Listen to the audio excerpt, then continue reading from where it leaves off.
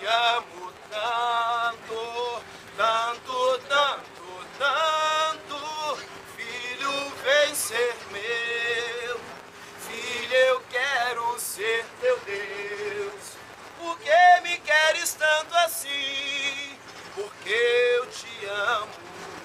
Louvado seja Deus. Que Deus é esse que tanto te ama, que quando você está lá no Jardim Maravilha, ou quando você está lá em Bangu, no botequim, alguém vai te entregar um panfleto.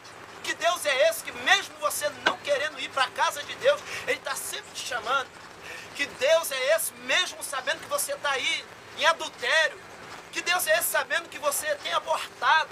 Que Deus é esse que mesmo sabendo que você tem vendido o teu corpo. Que Deus é esse que mesmo sabendo de todas essas coisas tem dito assim: meu filho, eu te amo. Minha filha, eu te amo. Que Deus é esse? Talvez você não entende. Como diz o hino, eu não posso te explicar, mas eu sei que a mim Jesus também me ama e te ama e quer te libertar. Então, querido, pastor Wagner já estará orando. Meu Deus, me perdoa.